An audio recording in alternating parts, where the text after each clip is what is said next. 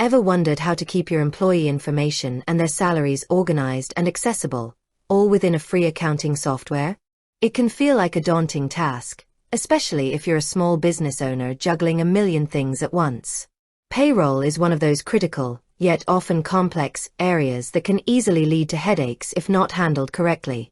But what if I told you there's a straightforward way to manage this, without spending a dime on expensive software?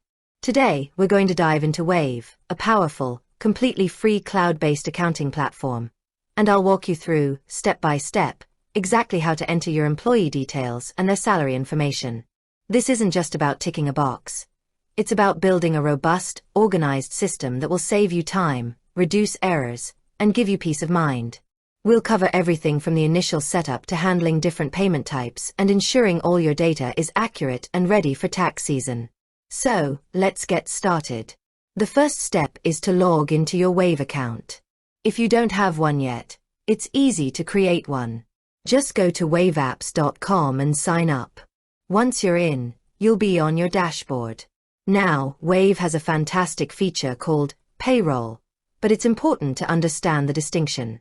Wave's paid payroll feature is a comprehensive service that handles everything from calculating deductions to filing taxes for you. What we're doing today is a manual process, using Wave's free accounting tools to track employee data and salaries. This is perfect for those who are just starting out, have a small team, or already use a third-party payroll service but want to keep all their financial data in one place within Wave. Okay, so from your dashboard, you'll want to navigate to the Accounting section on the left-hand side menu. From there, select Chart of Accounts. This is the backbone of your accounting system. It's where you define all the different categories of your income and expenses. What we need to do is create a few specific accounts to track employee salaries and wages properly. Let's start by creating a new expense account for salaries and wages. This is a crucial step. Click the Add a New Account button. For the account type, you'll select Expense. Then, for the detail type, choose Wages and Salaries. You can name the account something clear, like Salaries and Wages Expense. This will be the account you use to record the gross pay for all your employees. Click Save. But what about other expenses related to employees, like payroll taxes or benefits? It's good practice to create separate accounts for these as well to get a granular view of your labor costs. So, let's add another expense account. This time, select Payroll Taxes as the detail type, and name it something like Payroll Taxes Expense. This will be where you track your employer-side payroll taxes, such as Social Security and Medicare contributions. Now that we have our accounts set up, let's move on to the actual employees. Wave doesn't have a dedicated employee list in the same way it has a customer or vendor list in its free version. So, we'll be using the Vendors section to store our employee information. This might seem a little odd at first, but think of it this way. A vendor is anyone you pay money to, and in this case, you're paying your employees. This is the most efficient and logical way to manage this data within the free Wave platform. Go back to the main menu on the left and this time, select Sales, and then Vendors. Click on Add a Vendor.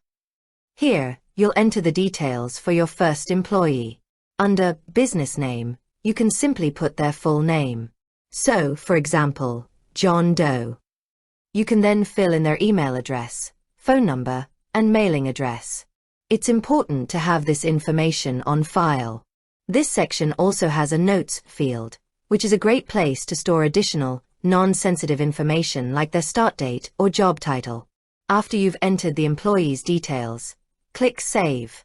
You'll repeat this process for every employee you have.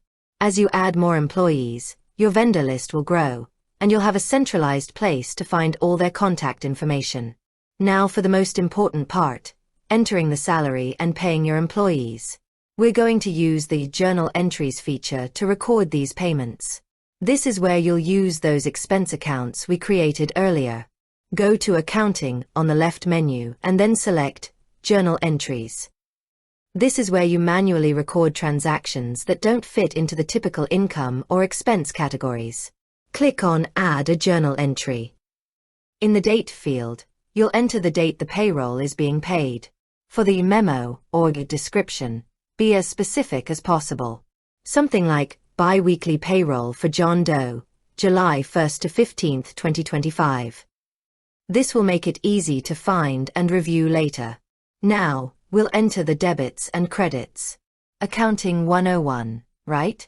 A debit increases an expense account, and a credit decreases a liability or asset account.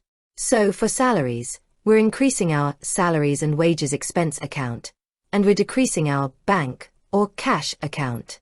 In the first line, under Account, select Salaries and Wages Expense.